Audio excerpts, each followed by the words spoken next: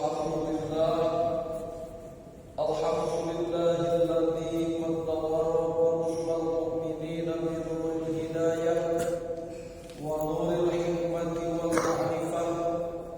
Asyhadu an la ilaha illallah wahdahu la syarika lah wa asyhadu anna Muhammadan abduhu wa rasuluhu alladzi la nabiyya ba'dahu.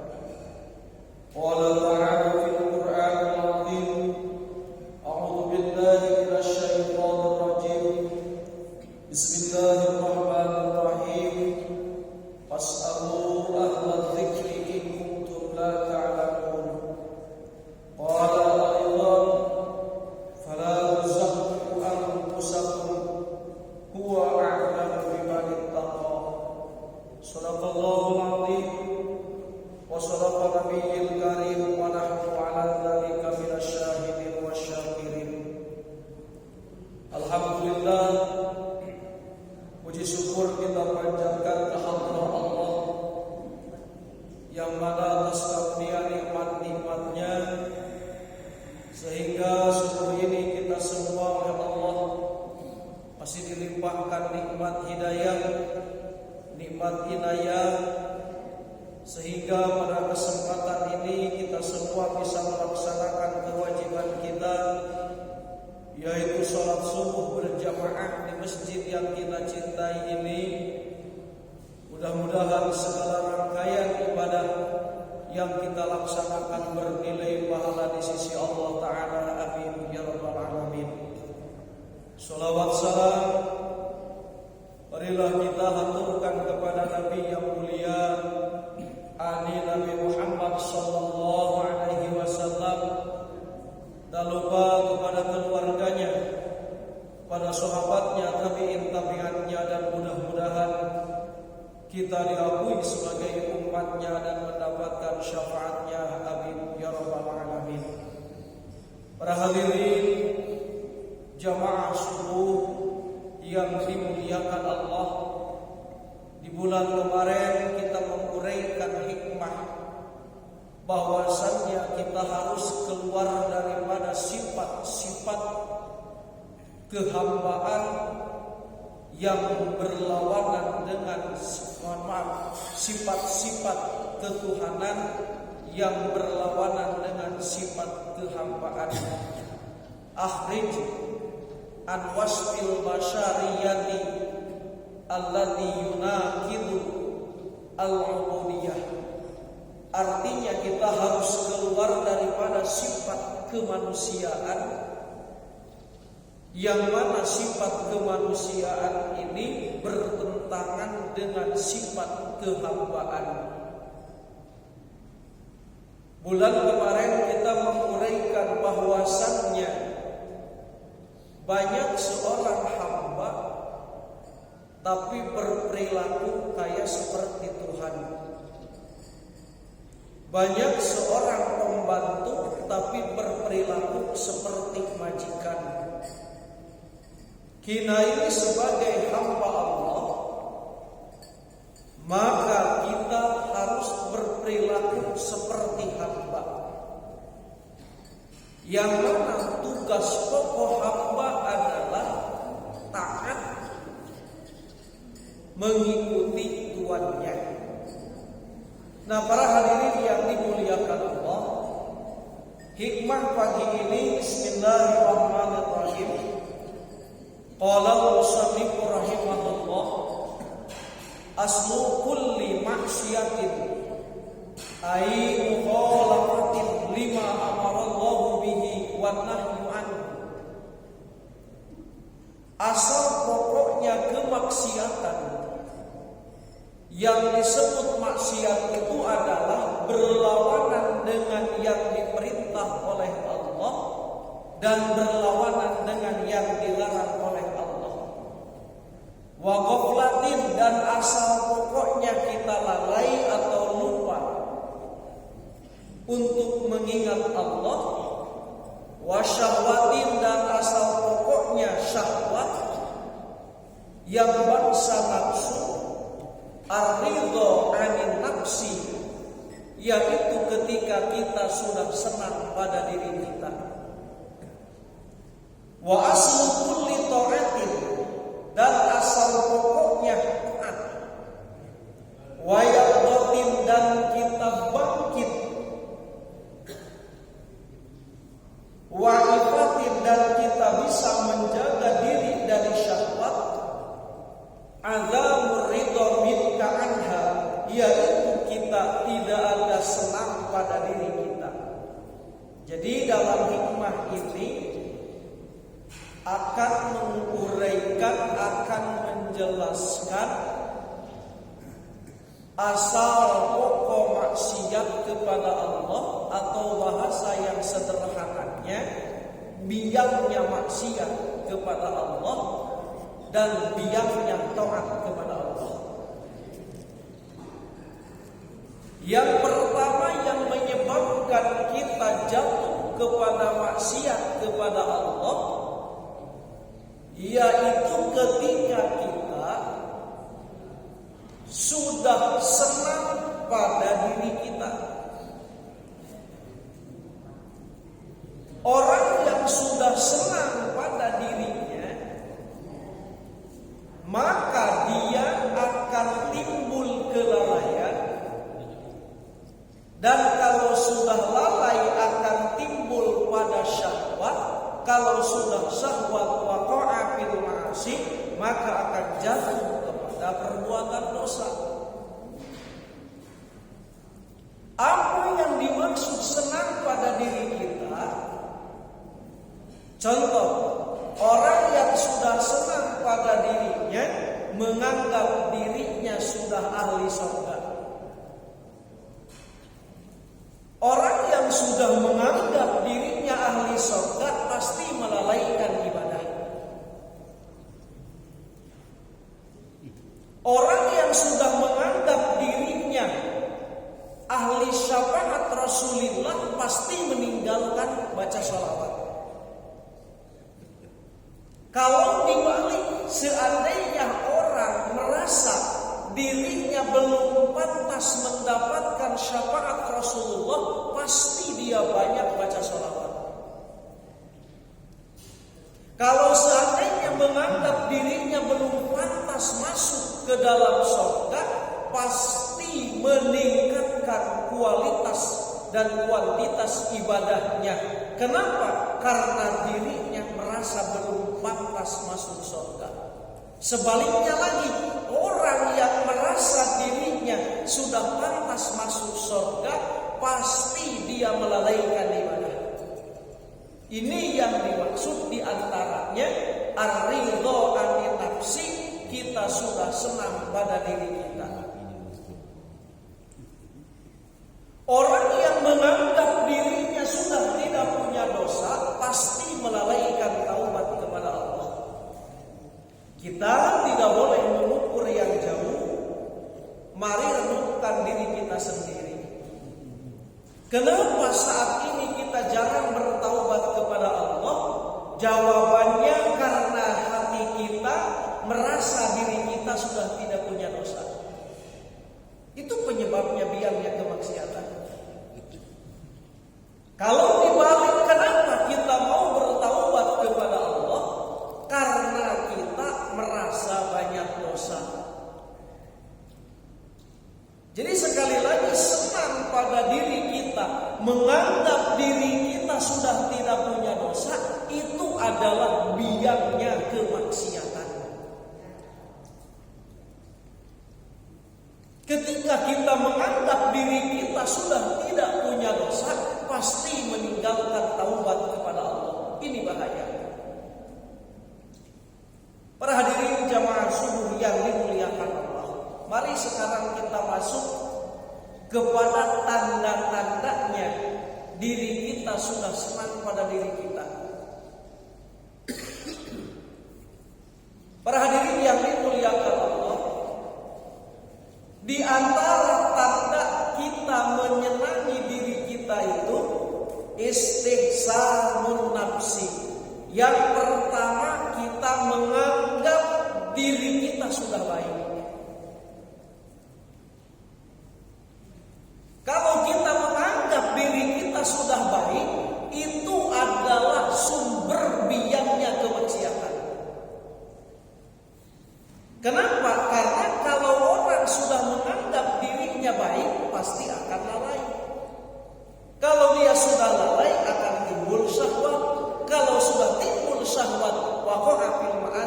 akan jatuh kepada kemaksiatan.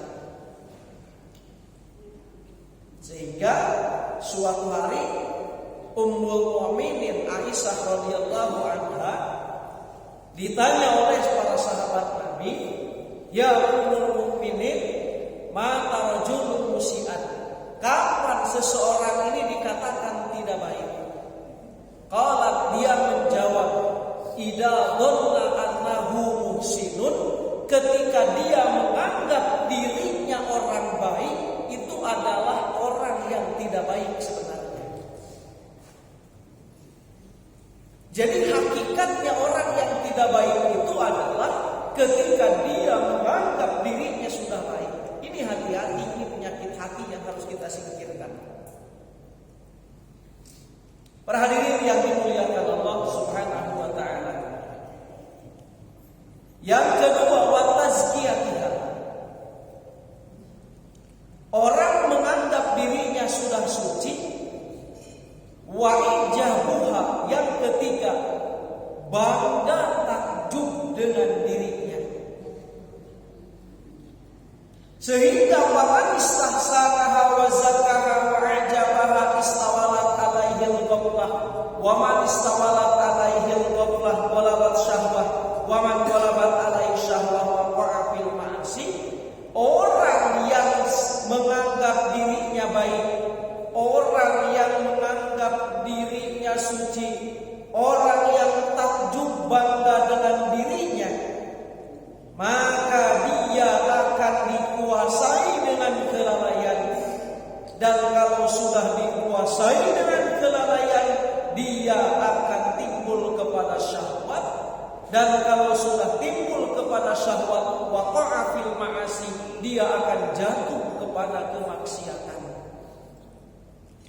Jadi sekali lagi, supaya kita terhindar daripada maksiat kepada Allah itu, jangan pernah menganggap diri kita baik, jangan pernah menganggap diri kita suci, dan jangan takjub bangga dengan apa yang kita dicapai oleh diri kita.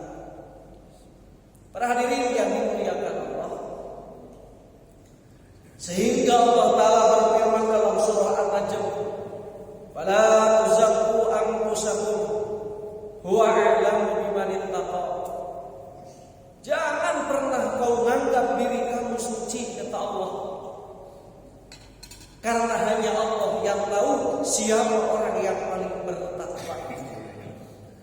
Para hadirin yang dimuliakan Allah, kemudian kita tidak boleh takjub bangga dengan diri kita. Rasulullah sallallahu alaihi wasallam bersabda, "Salasun munjiat," di antaranya ada salasun muhlikat, ada 3 yang membuat kita celaka. Di antaranya hawan muttaba, kita mengikuti nafsu itu akan celaka. Nah, yang selanjutnya ijabul mar'i bi nafsi. Yang membuat kita celaka itu kita bangga dengan diri kita.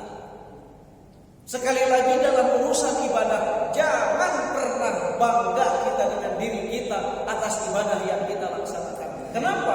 Karena ini kata Nabi salasun muhlikat, di antara 3 yang membuat kita celaka. Jadi mudah dalam belajar tasawuf ini, kita itu tandanya akan celaka dengan akan selamat itu, mari lihat diri kita. Kalau selama diri kita menganggap atau bangga dengan diri kita, menganggap diri kita ini sudah baik, itu pertanda diri kita ini dekat dengan kecelakaan nanti di akhirat. Tapi kalau kita menganggap diri kita ini buruk, menganggap diri kita ini banyak dosa, sehingga kita banyak menangis bertaubat kepada Allah, itu insya Allah pertanda kita akan diberikan keselamatan. Jadi mudah untuk melihat diri kita dalam pelajaran tasawuf ini. Siapa diri kita yang sebenarnya ini? Kita ini ahli orang baik atau ahli orang celaka? Kalau seandainya kita menganggap kita ini banyak kebaikan, menganggap diri kita ini hebat di sisi Allah, itu pertanda kecelakaan di depan mata kita. Tapi kalau kita menganggap diri kita kita banyak dosa, menganggap diri kita ini sedikit ibadah kepada Allah, insya Allah itu pertanda keselamatan akan datang kepada kita. Jadi mudah melihat diri kita yang sebenarnya kalau kita belajar tasawuf itu. Tapi kalau kita tidak belajar tasawuf, kita tidak akan bisa melihat diri kita yang sebenarnya siapa kita ini. Bahkan nanti di depan kita ini kalau ingin melihat diri kita ini kawannya setan apa musuh setan, kita nanti akan bisa kelihatan oleh kita sendiri. Para hadirin jamaah subuh yang dimuliakan Allah. Wa'adhamur ridha bin nafsi wasu'u dhanni biha wa tuhmatu biha aslu kulli ta'atin wa aslu jami'i sifatil mahmudah. Dan ketiadaan kau ridho dengan diri, ia merasa dirinya tidak baik, dan buruk sangka dengan dirinya, dan tidak percaya dengan dirinya, ia merupakan sumber segala taat. Jadi sumber segala ketaatan itu ketika menganggap dirinya buruk. Contoh sekali lagi, ketika kita menganggap diri kita banyak dosa, pasti kita akan banyak taubat. Itu sudah pasti. Tapi kalau menganggap diri kita tidak punya dosa, itu pasti akan meninggalkan taubat. Kalau kita menganggap diri kita masih jauh ibadah kepada Allah, pasti akan meningkatkan kualitas ibadah kepada Allah. Tapi kalau kita menganggap kita sudah banyak ibadah, pasti kita akan melalaikan ibadah. Nah, jadi aslu kulli ta'atin yang menyebabkan kita semakin banyak taat kepada Allah, ketika kita memandang diri kita ini banyak kekurangan, ketika kita buruk sangka terhadap diri kita. Para hadirin yang dimuliakan Allah, jadi suudzon kepada orang lain tidak boleh. Kita buruk sangka kepada orang lain haram hukumnya. Tapi kalau suudzon buruk sangka terhadap diri kita itu harus. Kalau kita melihat orang lain, menganggap orang lain banyak dosa, itu gak boleh. Tapi kalau kita melihat diri kita banyak dosa, itu harus. Kalau melihat orang lain ahli maksiat, itu gak boleh. Maksudnya menganggap orang lain ahli maksiat, itu gak boleh. Tapi kalau menganggap diri kita ahli maksiat, itu harus. Kenapa? Karena kalau kita menganggap diri kita ahli maksiat, pasti kita ingin bangkit ibadah kepada Allah. Tapi kalau kita menganggap diri kita sudah ahli ibadah, itu pasti akan lalai ibadah kepada Allah. Kenapa saat ini orang masih ada yang meninggalkan sholat? Karena dia menganggap dirinya sudah banyak stok amal ibadah. Itu aja kuncinya. Kenapa kita subuh-subuh berangkat ke masjid padahal ngantuk, padahal capek? Jawabannya karena kita masih merasa kurang ibadah kepada Allah. Karena kita merasa kita banyak dosa. Jadi sumber ketaatan yang pertama atau biangnya ketaatan yang menyebabkan kita taat, yaitu ketika menganggap diri kita ini masih jauh ibadah kepada Allah. Jangan kita coba-coba sekali-kali merasa diri kita sudah banyak stok ibadah. Para hadirin jamaah subuh yang dimuliakan Allah. Faman istakbaha wa asa'adhanna biha wa tahamma biha intabaha wa tayaqqadha wa tattaba'a uyubaha wa raqabaha. Artinya, barang siapa yang merasa dirinya itu jahat, barang siapa orang yang merasa dirinya itu jahat, dan dia berburuk sangka dengan dirinya, dan dia tidak percaya, tidak bangga dengan dirinya, maka dia akan bangun dan dia akan mencari penyakit-penyakit dirinya dan akan menguasai dirinya. Jadi kalau kita tidak percaya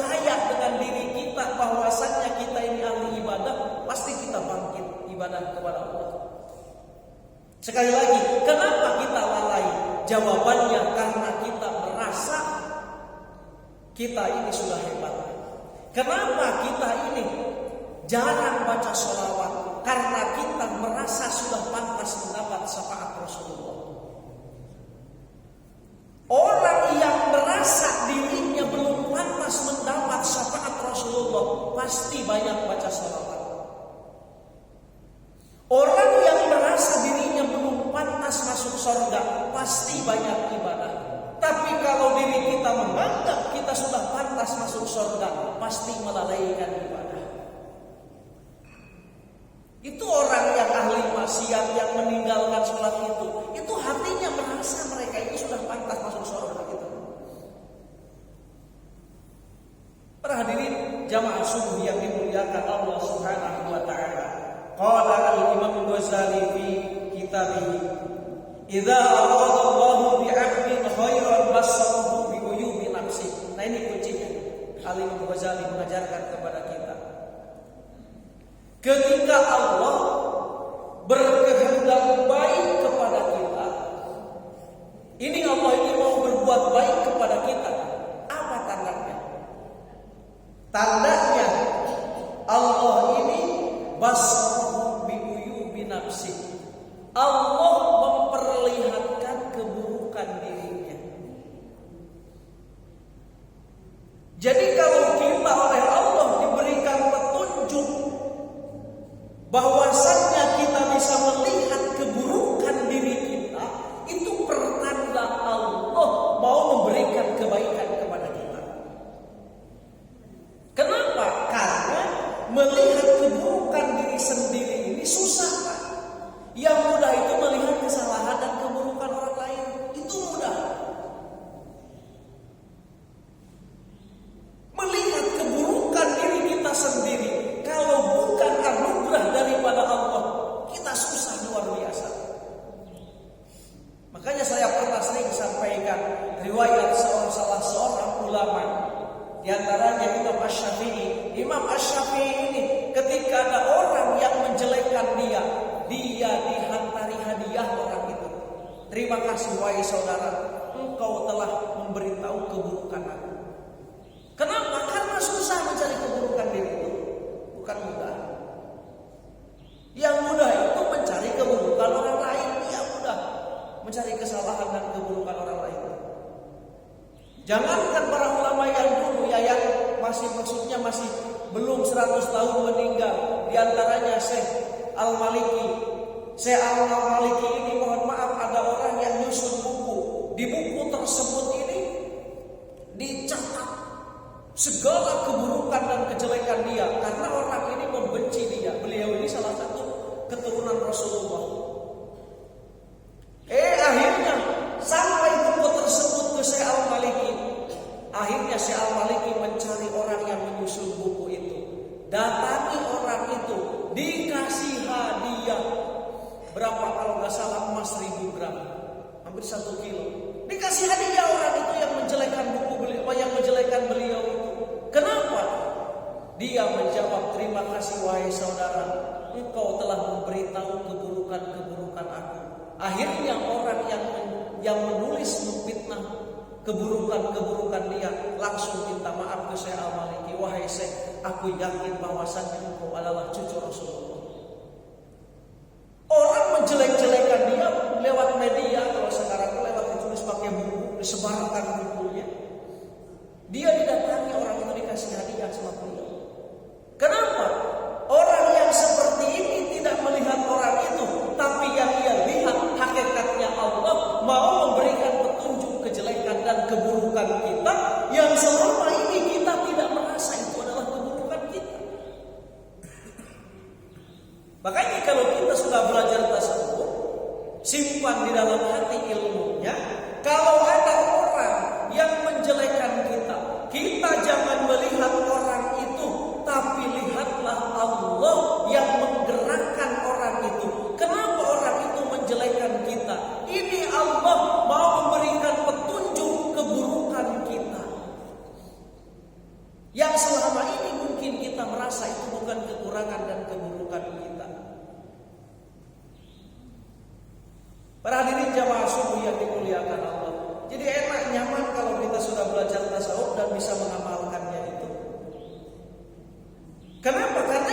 Al-Ghazali tadi mengatakan ketika Allah mau berbuat baik kepada hambanya, kepada kita, basarahu uyuba nafsihi, maka dia akan diperlihatkan oleh Allah aib dan keburukan dirinya.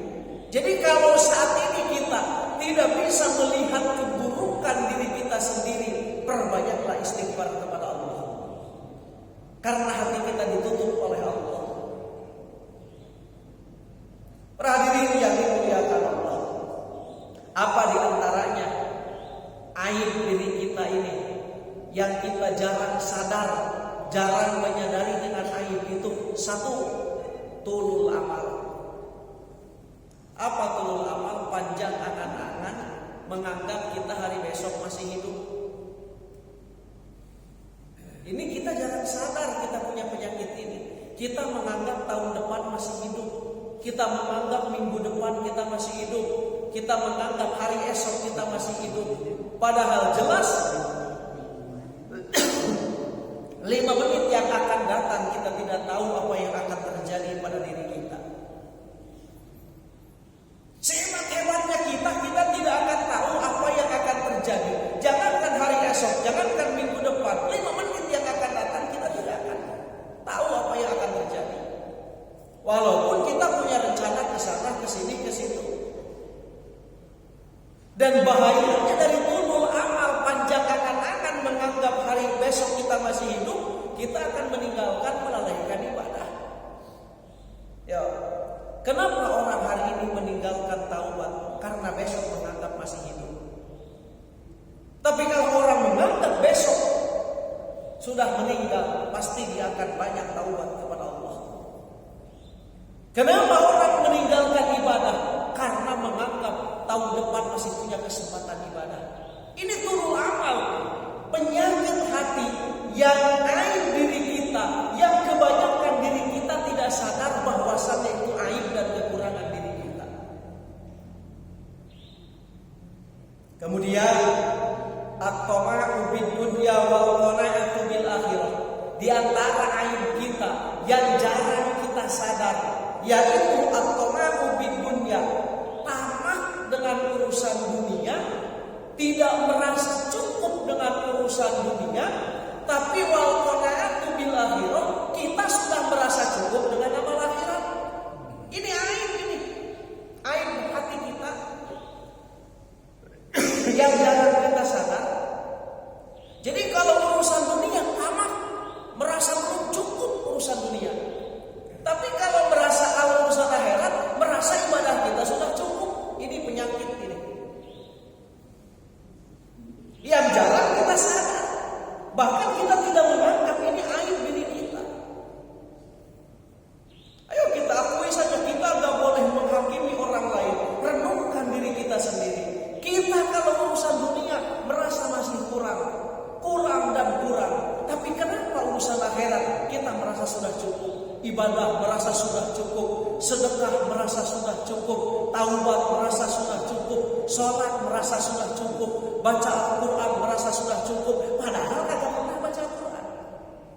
Baca Qurannya alhamdulillah kalau bulan Ramadan pas tadarusan. Udah Ramadan mulai lagi, libur lagi baca Quran. Nah, ini jamaah subuh yang dimuliakan Allah. Ini qanaah bil akhirat. Padahal kalau kita renungkan, dunia hanya sebatas paling lama 70 tahun, 75 tahun. Tapi akhirat panjang. Seharusnya kita yang tamak itu urusan akhirat. Seharusnya. Karena akhirat masanya panjang. Dari mulai syakaratul maut, al-mukhsu fil qabri, apil hasri, nanti berkumpul, ada sirat. Sirat ini panjang masanya, sampai masuk surga itu bisa ratusan ribu tahun.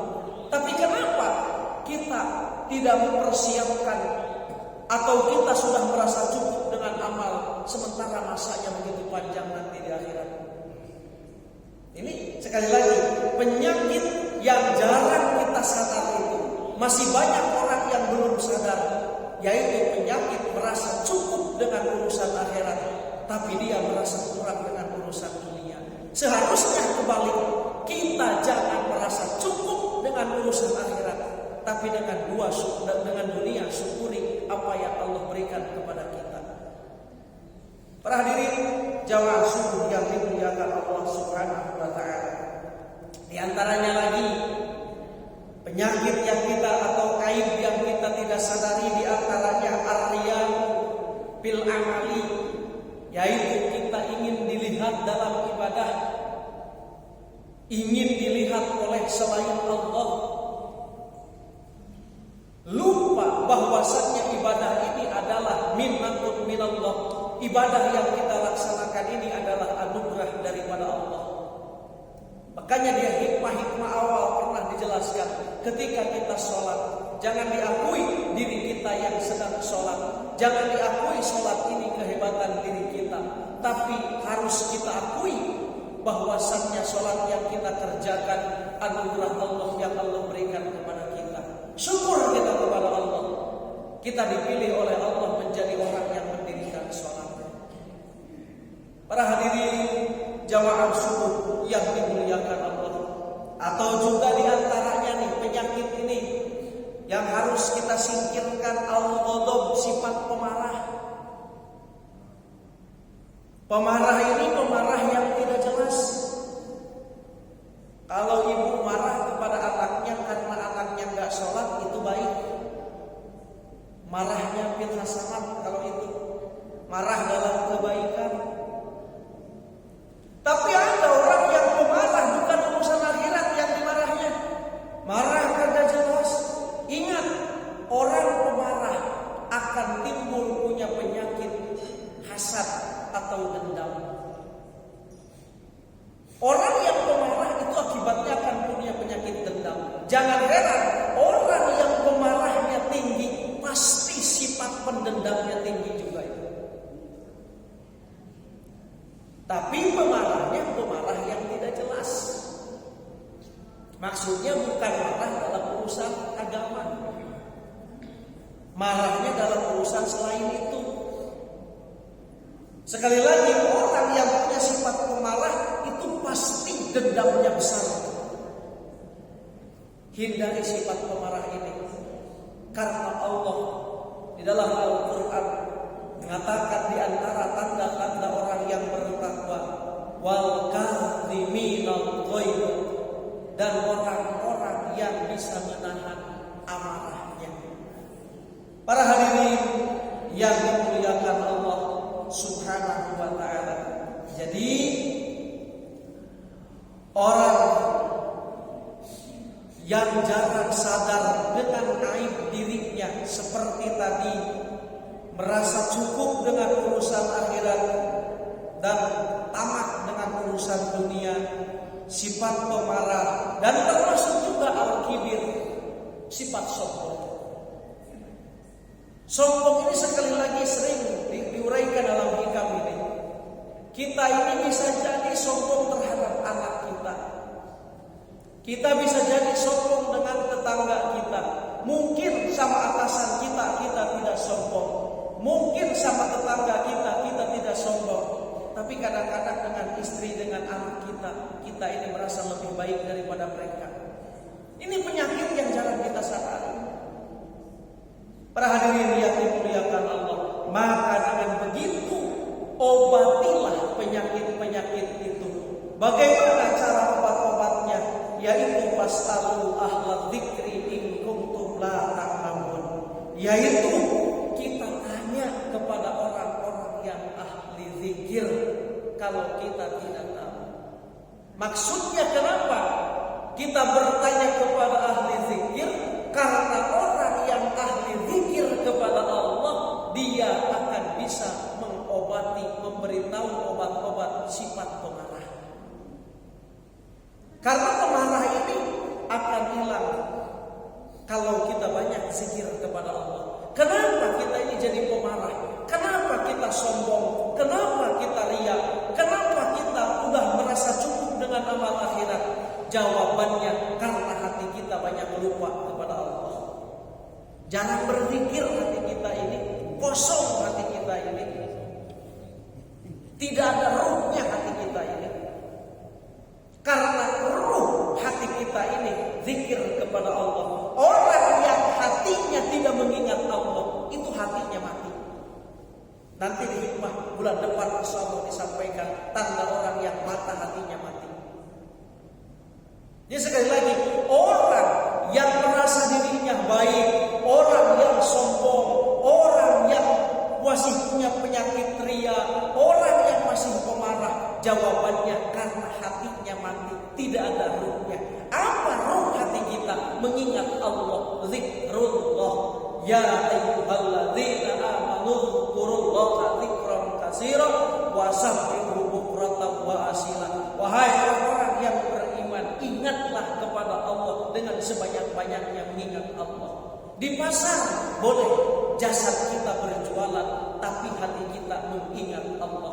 Mendidik anak boleh kita marah mendidik anak, tapi hati kita mengingat Allah. Di masjid kita mengingat Allah, di jalan kita mengingat Allah. Itulah yang diperintah oleh Allah, supaya kita banyak mengingat Allah, supaya hilang sifat sombong, supaya hilang sifat ria, supaya hilang sifat merasa diri sudah baik, supaya hilang merasa sudah cukup dengan amalan akhirat kita. Para hadirin yang dimuliakan Allah Subhanahu wa taala. Qala Junaidi al-Baghdadi radhiyallahu anhu, Syekh Junaidi al-Baghdadi beliau mengatakan, la taskun ila nafsika wa indama ta'atu halaka fi ta'ati rabbik. Jangan kau merasa tenang, jangan merasa tentram dengan diri engkau, sekalipun selamanya diri engkau ini ibadah kepada Allah. Kita 24 jam ibadah kepada Allah misalnya, jangan merasa tenang dengan diri kita. Para hadirin yang dimuliakan Allah Subhanahu wa taala, wa man nadhara ilaiha bistihsani syai'in minha faqad ahlakaha. Barang siapa yang memandang kepada dirinya dengan menganggap dirinya itu baik, maka itu akan mencelakakannya. Jadi sekali lagi nih, yang akan mencelakakan kita itu adalah ketika kita sudah melihat diri kita ini orang baik. Itu yang akan mencelakakan kita. Jadi mudah hikmah ini, sekali lagi, hikmah ini mudah. Kalau kita ingin melihat apakah diri kita ini akan selamat atau celaka. Kalau kita saat ini melihat diri kita ini, mata hati kita ini melihat diri kita ini orang baik, itu pertanda kita akan celaka.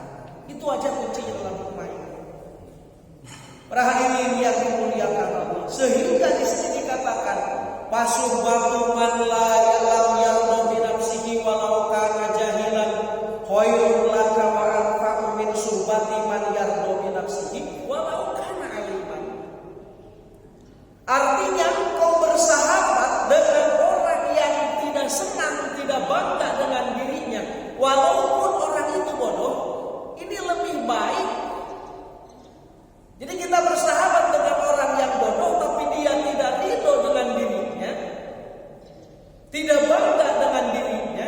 Itu lebih baik daripada kita bersahabat dengan orang yang alim, yang mana orang alim ini ridho, bangga, suka terhadap dirinya. Sekali lagi, kita bersahabat dengan orang yang bodoh, tapi si bodoh ini tidak senang, tidak bangga, tidak suka terhadap diri sendirinya.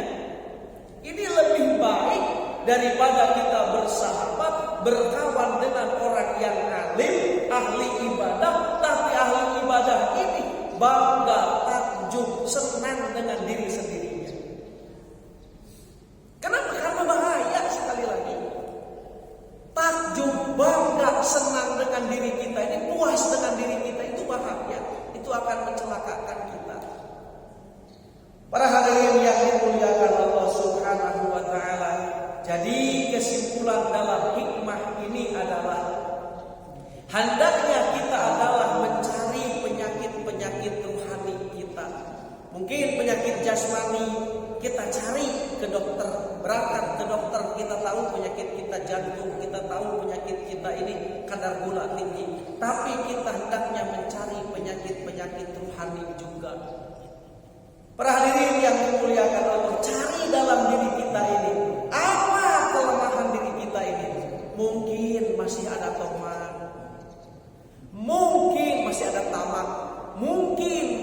masih ada ria. Cari kelemahan diri kita ini yang rohani. Mungkin kita ini masih ada sombong. Mungkin kita ini masih ada bakhil. Mungkin kita ini masih punya pendendam. Kita cari kesalahan diri kita itu. Setelah itu baru kita berusaha mengobatinya. Bertanyalah kepada orang yang ahli zikir tadi. Fas'alu ahla dzikri in kuntum la ta'lamun. Kenapa kita bertanyanya kepada ahli zikir? Karena kalau penyakit jantung, penyakit yang zahir, kita bertanyanya kepada dokter karena itu spesialisnya ada. Tapi kalau penyakit ruhani, bertanyanya kepada orang yang ahli zikir. Karena ahli zikir, insya Allah dia tidak punya lagi sombong. Ahli zikir, insya Allah dia ini tidak ada lagi ria dan yang lain-lainnya. Jadi kalau kita dipertanyakan lagi, kenapa kita kadang suka ria? Kenapa kita masih tamak? Kenapa kita bangga dengan diri kita? Kenapa kadang-kadang masih ada sombong? Jawabannya karena kita jarang mengingat Allah. Hati kita ini sering kosong mengingat Allah. Kebanyakannya mengingat selain Allah. Makanya banyak dendam. Kalau kita ingat dengan harta, pasti akan tamak. Kalau sudah tamak, pikirannya bagaimana supaya kita menang, yang lain tidak menang. Bagaimana supaya kita mendapat, yang lain tidak mendapat. Akhirnya timbul dendam kepada diri kita. Lupa dengan Allah akibatnya. Para hadirin jamaah subuh yang dimuliakan Allah. Jadi aslu kulli maksiatin, asal pokoknya kemaksiatan itu, wasyahwatin, dan syahwat itu, wagoflatin dan lalai, yaitu kita ridho senang dengan diri kita. Sekali lagi, kita jangan pernah senang, bangga, ridho dengan diri kita. Anggaplah diri kita ini banyak keburukan, banyak kekurangan. Insya Allah kalau kita menganggap diri kita banyak keburukan, kita akan banyak taubat kepada Allah. Para hadirin jamaah subuh yang dimuliakan Allah, inilah hikmah pagi ini.